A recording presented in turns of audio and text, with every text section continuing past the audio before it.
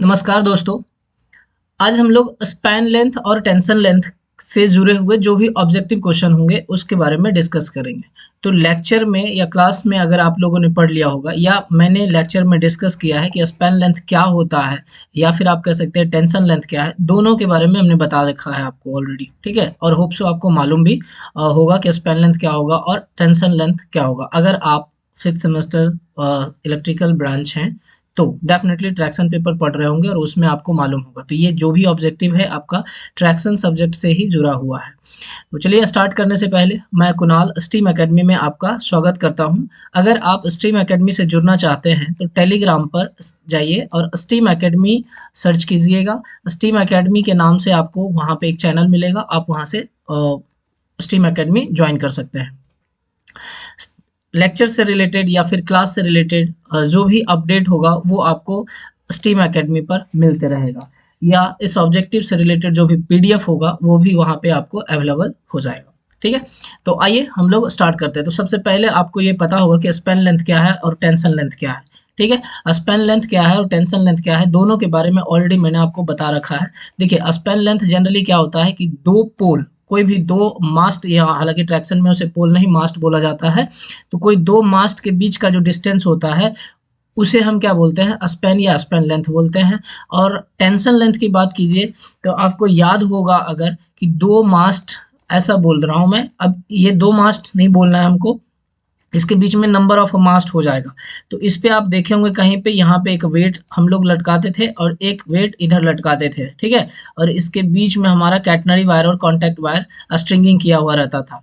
इसके बीच में यहाँ से लेके यहाँ के बीच में डिस्टेंस हमारा कितना होता था, 1500 मीटर होता था। ठीक है, 1500 मीटर। तो ये हमारा टोटल क्या हो जाता था, टेंशन लेंथ। मतलब जहां से आपको लेके चलना है, मतलब कोई एक मास्ट से लेके कोई दूसरे मास्ट पे हम लोग ऑटोमेटिक टेम्परेचर कंपनसेटिंग डिवाइस कह लीजिए या इक्विपमेंट लगाते थे, जिसको कि आप एटीडी भी बोलते हो। तो जब जिस दो मास्ट के बीच में, कह लीजिए जिस दो मास्ट, अब उसके बीच में नंबर ऑफ मास्ट होगा। हालांकि टेंशन लेंथ जो होता है 1500 मीटर होता है, हर 1500 मीटर पे आपको ये एटीडी लगा हुआ मिलेगा। मतलब ये दोनों साइड आपको वेट लटकाया हुआ मास्ट पे मिलेगा। तो इसे हम लोग क्या बोलते हैं, टेंशन लेंथ। ठीक है, ये तो टेंशन लेंथ हुआ। तो इससे जुड़ा हुआ ऑब्जेक्टिव हम लोग अभी डिस्कस करेंगे। तो सबसे पहला क्वेश्चन आपका है, देख लिए ध्यान से, कॉपी कलम लेकर बैठिएगा। अगर आपको लगे तो आप इसे नोट भी कीजिए। अब ट्राई कीजिएगा आप लोग कितना क्वेश्चन सही कर पा रहे हैं, है ना, क्योंकि आपको ऑलरेडी ये बताया हुआ है।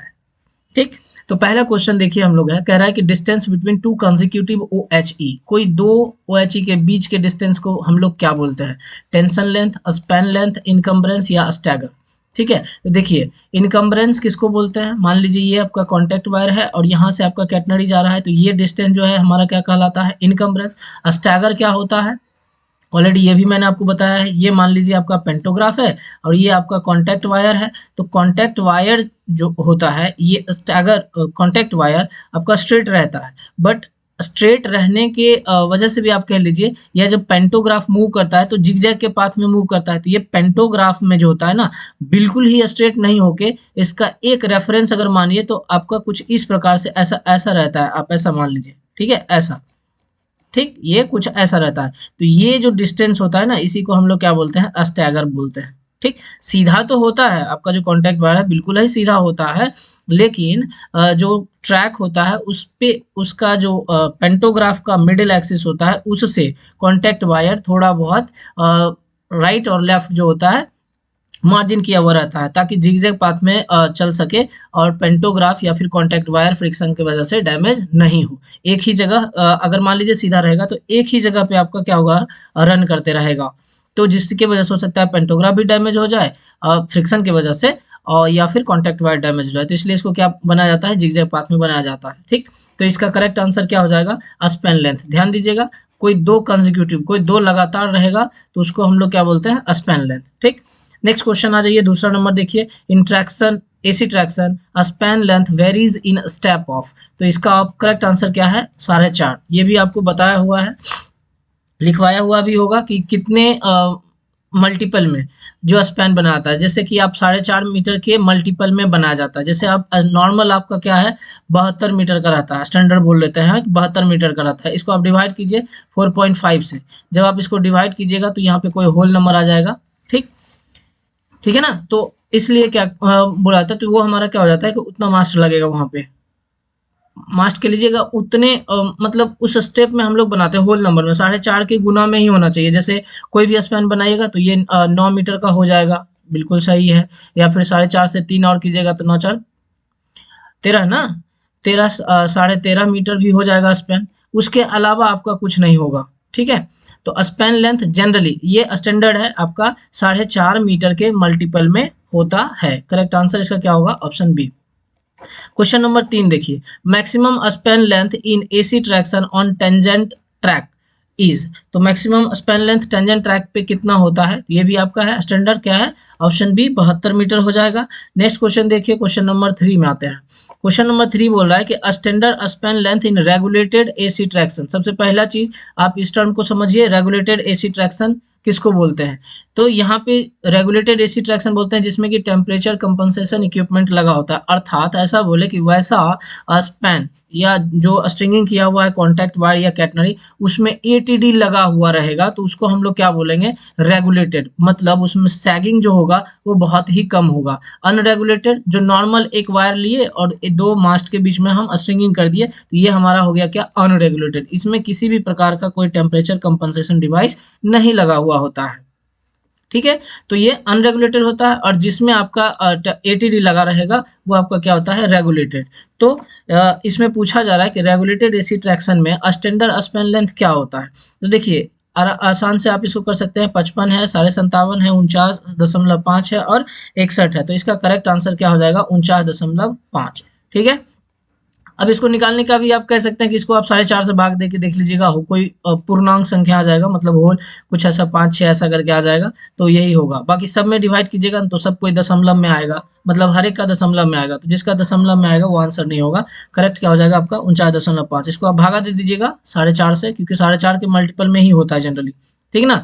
तो ये आंसर आपका आ जाएगा, ठीक। तो 49.5 क्लियर है। चलिए नेक्स्ट हम लोग देखते हैं क्वेश्चन नंबर 5 देखते हैं। Question number 5, standard span length इन रेगुलेटेड एसी ट्रैक्शन। बिल्कुल सेम क्वेश्चन है, बट ऑप्शन सिर्फ आपका क्या है, अलग है ना, सिर्फ ऑप्शन अलग है। तो इसको भी आप करके देखिएगा, 4.5 से डिवाइड कर दीजिएगा। 4.5 से जब डिवाइड कीजिएगा तो इसमें करेक्ट आंसर आपका क्या हो जाएगा, 45 मीटर। तो करेक्ट हो जाएगा ऑप्शन डी। नेक्स्ट देखिए, आज मैक्सिमम स्पैन लेंथ इन unregulated Trombay OHE. Unregulated Trombay OHE में जो होगा स्पैन लेंथ कितना होगा, तो ध्यान दीजिएगा, इसका करेक्ट आंसर 30 मीटर होगा। इसको ध्यान में रखिएगा, ये आपका फिक्स है, ठीक ना। कि जो अनरेगुलेटेड ट्राम्बे होगा उसमें जो स्पैन लेंथ होगा वो कितना होगा, तो 30 मीटर होगा। क्लियर। अनरेगुलेटेड का मतलब तो आप समझ ही रहे होंगे, सिर्फ एक कॉन्टैक्ट वायर लिए और उसको क्या किए, दो मास्ट पर से लटका दिए, तो वो हो गया अनरेगुलेटेड। इसमें सैगिंग भी रहेगा, अधिक रहेगा। क्लियर ना। तो ये अनरेगुलेटेड होगा, इसमें किसी भी प्रकार का एटीडी लगा हुआ नहीं मिलेगा, ठीक है। एटीडी वगैरह के बारे में ऑलरेडी हमने डिस्कस कर रखा है, अगर आपको देखना हो तो आप लेक्चर में जाके देख सकते हैं। नेक्स्ट देखिएगा 7, क्वेश्चन नंबर 7 बोल रहा है मैक्सिमम स्पैन लेंथ इन रेगुलेटेड ट्रामवे ओएचई। फिर से आ गया, रेगुलेटेड ट्रामवे ओएचई में मैक्सिमम स्पैन लेंथ कितना होता है। तो इसका करेक्ट आंसर हो जाता है 63 मीटर। करेक्ट आंसर डी है, ये भी ध्यान रखिएगा। नेक्स्ट क्वेश्चन आया, क्वेश्चन नंबर 8 में आता है, difference between two consecutive span length should not be more than. जो दो कंसेक्यूटिव स्पैन लेंथ होगा वो कितने से अधिक नहीं होना चाहिए। तो इसका करेक्ट आंसर क्या हो जाएगा, 18 मीटर। नेक्स्ट है, इन AC traction maximum span length इन अनरेगुलेटेड ओएचई। एसी ट्रैक्शन के केस में अनरेगुलेटेड ओएचई में मैक्सिमम स्पैन लेंथ कितना हो सकता है। तो इसका करेक्ट आंसर क्या हो जाएगा, 67.5, ठीक है। डिवाइड करके देखिएगा इसमें भी 4.5 से, लेकिन अनरेगुलेटेड के केस में ये फिक्स रहता है 67.5, ठीक।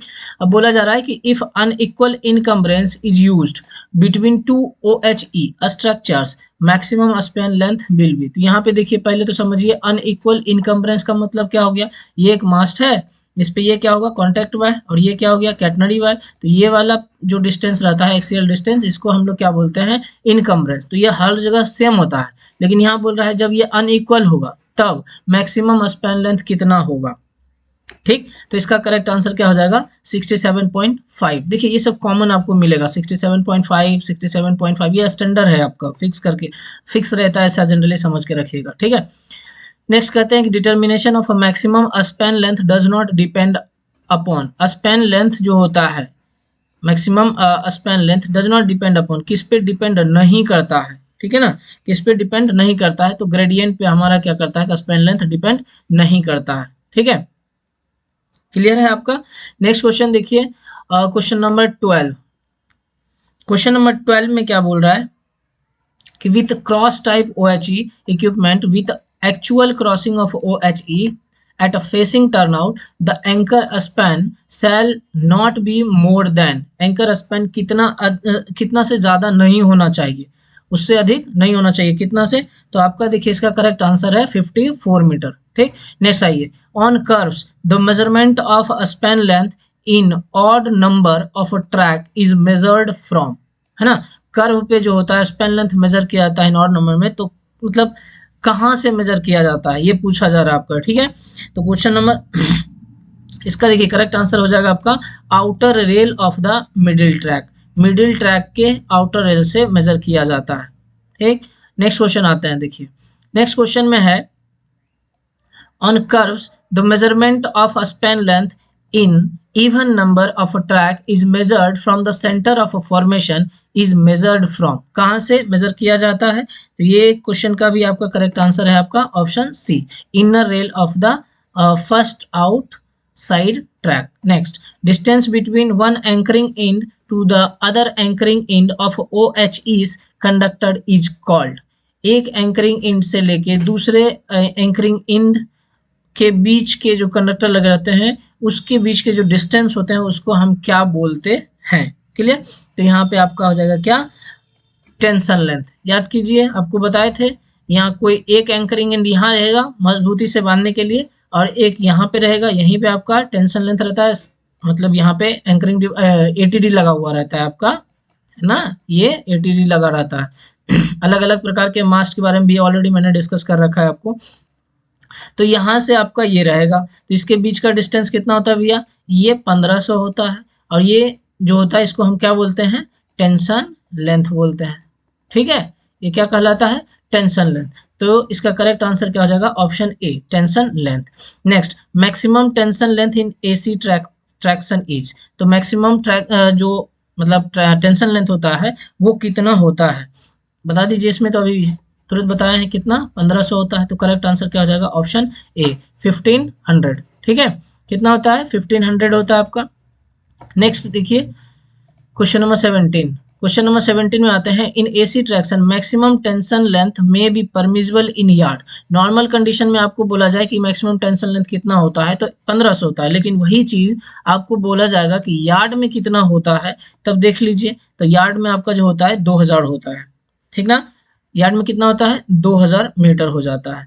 नेक्स्ट आ जाइए क्वेश्चन नंबर 18 में, क्वेश्चन नंबर 18 में बोला है कि maximum tension length is restricted up to 1500 metre, ध्यान दीजिएगा, ऑलवेज हमेशा हर जगह आपको जो टेंशन लेंथ है वो कितना मिलेगा, 1500 मीटर, ध्यान रखिएगा, ये बार बार पूछा हुआ क्वेश्चन है ऑब्जेक्टिव में आपका, ठीक, और सब्जेक्टिव में भी आपको मिलेगा कि what is tension length, tension length क्या होता है, और फिर how temperature compensation device is used, मतलब टू कंपनसेट द सैग और टू कंपनसेट द टेम्परेचर, किस प्रकार से ATD जो है यूज किया जाता है टेम्परेचर कंपनसेशन में या फिर सैग को कम करने में, ये भी आपको ऑब्जेक्टिव और सब्जेक्टिव दोनों में आपको लिखने के लिए मिलेगा, ठीक है। ऑब्जेक्टिव में सिर्फ लेंथ पूछेगा, सब्जेक्टिव में पूरा डिस्क्रिप्टिव आपको लिखना पड़ेगा, ठीक है। तो यहाँ पे पूछा जा रहा है कि मैक्सिमम टेंशन लेंथ जो रिस्ट्रिक्ट किया जाता है 1500 मीटर तक, वो ड्यू टू किसके वजह से, ठीक। तो इसमें देखिए ऑप्शन ए है, maintain uniform tension in OHE conductor, हर जगह जो है कंडक्टर में बराबर समान टेंशन मौजूद हो, इसलिए क्या किया जाता है कि टेंशन लेंथ को 1500 मीटर तक ही रिस्ट्रिक्ट कर दिया जाता है, बट याद रखिएगा यार्ड में कितना होता है, 2000 होता है। नेक्स्ट क्वेश्चन देखिए, at the end of a tension length an overlap is formed due to, जब एंड होता है टेंशन लेंथ कहीं खत्म होता है तो वहां पे एक ओवरलैप जो होता है क्या होता है, फॉर्म किया जाता है, ओवरलैप बनाया जाता है, वो क्यों बनाया जाता है, ठीक है।